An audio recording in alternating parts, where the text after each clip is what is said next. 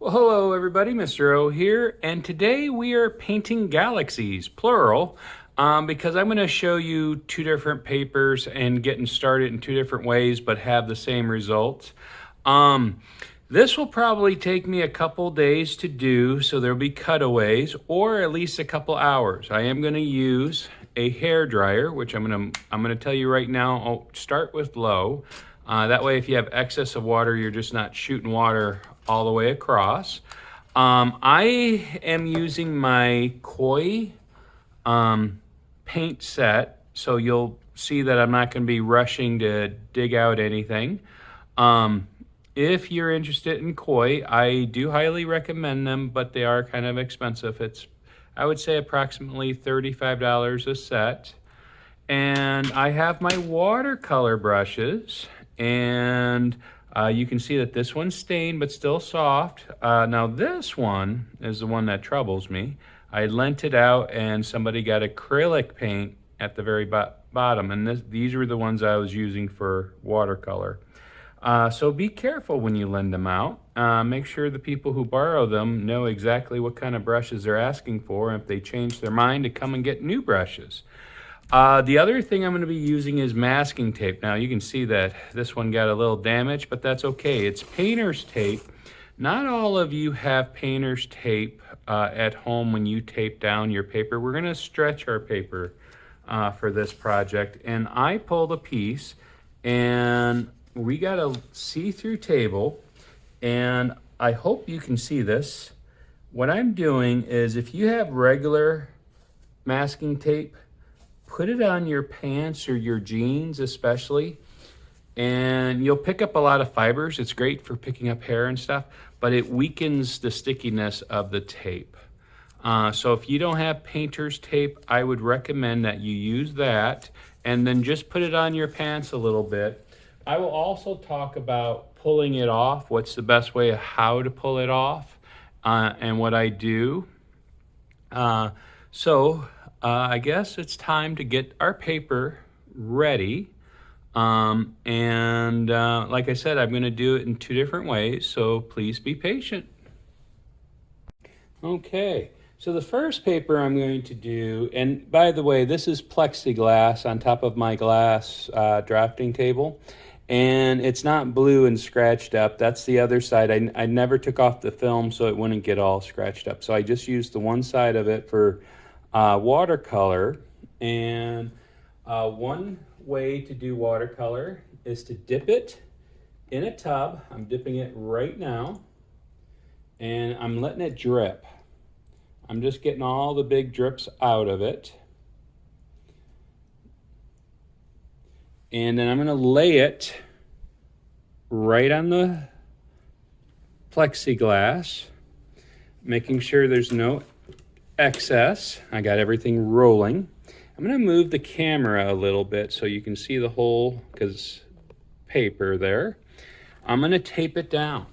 Now, because the paper is wet, sometimes it's hard for the tape to stick. And measuring the tape out is probably going to be your biggest challenge if you're in a rush. I'm not in a rush. I just don't want to waste your time on the video. So I'm just looking at where I'm going to go. I guesstimate. I try to do like close to a half. And I always put, if you see right here, a piece of tape that I can pull up. So I do roll it up. Here we go.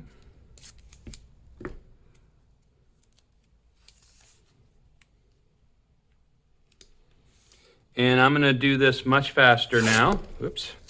Yeah, I got ripped tape because I got to the damage area of the tape. So I'm going to rip that right there.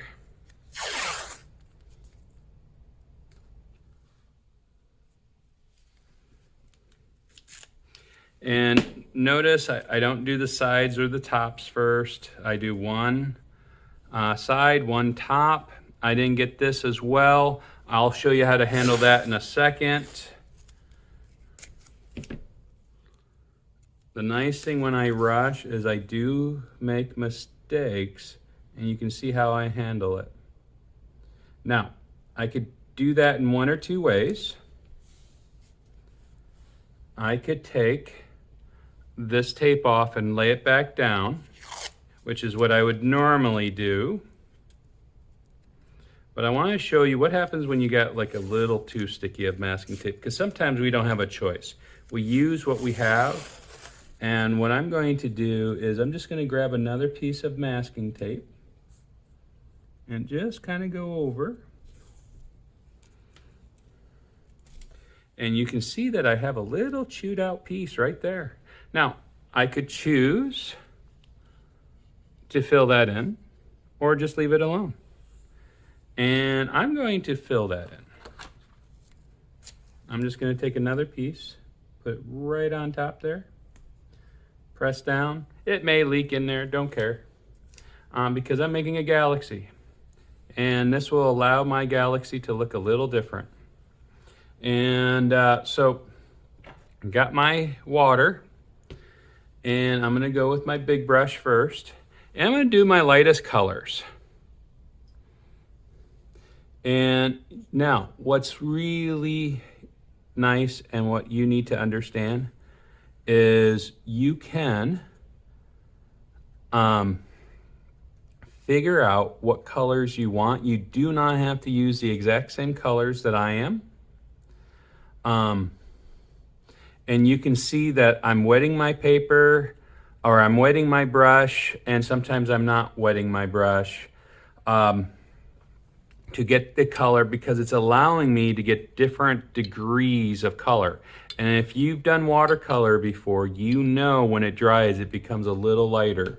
So you choose how you want to do everything. And when I first start a color, I usually try to get it more saturated with water. And then I will do more with the strokes. And depending on your paper, this is basically student grade paper, not neither cold press or hard press. I couldn't really tell you. I've never looked up student grade watercolor paper just to see how they define it. And so, yep, I'm just wanting to make sure everything's on camera. So I'm going to go back in, and I added more water, and I'm just going to do a more circular motion. Now, is all this going to stay red? Absolutely not. And I'm just going to kind of go and get rid of my red there. Now, I'm going to do blue. I'm going to use, and this is cobalt blue, or it could be true blue. Many of you don't have a choice, and it might be ultramarine blue depending on your sets. I'm starting light first, and just know that what you guys are creating is very basic. You don't have to worry about if it looks good or not. We're just painting. And so I'm going to finish painting this, and then we'll get to the next step. Okay? And circular motion. I need to get more water on my brush, be able to dig out that blue a little easier. As you can see, my paper is starting to dry a little bit. That's okay. Don't worry about the color mixing. That will only enhance our galaxy.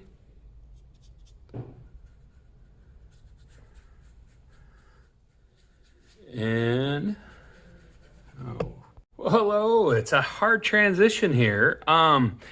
So the good news is I have people using my studio. So they're coming in, and I had to stop the video. That was hours ago. So the first picture I did is dried, and you'll see me shift the camera over and add to that. So I'm just gonna recap, even though for you it's only been a few minutes. I dunked the paper in a tote of water, the watercolor paper, and I stretched it. And then I just did some light colors. What you see in front of you is dry paper that I taped down with painter's tape, damaged painter's tape. I don't know what I did there, but I got several layers to get through to deal with it. So right now, I'm going to get this paper just wet. Since the other paper I taped down was actually really saturated with water, that tape just wants to come up, so I keep pressing it down until I'm finished, because we got like 4 steps to this. Maybe it's 5. I don't know. I guess we'll figure it out together. And so this one, I'm going to start with yellow once again. As you can see, I'm just getting everything really wet. I'm using my light source just to look at an angle to see where I see any dry spots. And I'm going to start with green, because it won't matter between the green and the yellow. I am going to add a little bit of yellow. The last one I didn't have a lot of green or any at all. So I'm going to do that, and I'm going to grab a smaller brush because I want a different saturation. Sorry if my speech is getting in the way of green. And then I'm going to do a little bit of yellow. Thank goodness I forgot to look to see if my paper towel was still close. It is. And maybe some orange after that.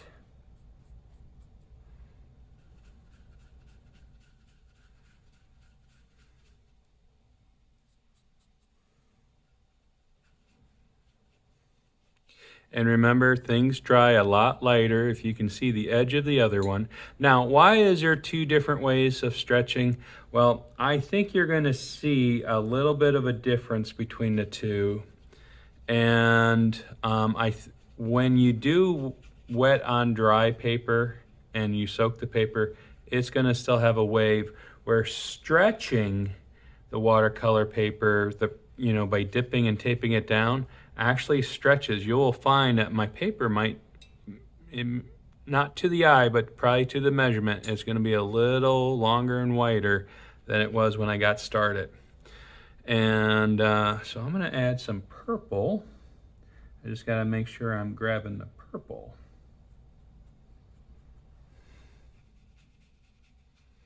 I didn't have any purple in the last one, so I want to get some purple in this one.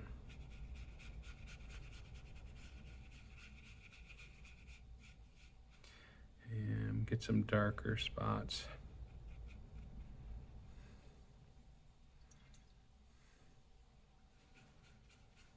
My paper is drying pretty fast with this technique, and that's one of the reasons I'm not a big fan of it. I'm going to use a different kind of red, it's a reddish purple magenta there. And I'm going to go with true red around. Now that I might not even have any red by the time this is all said and done, but I just wanted to get it. And now I'm going to go to my cobalt blue, and I'm going to get my big brush, rinse out what I had before. It won't affect anything because it was just green. And I'm going to just go around.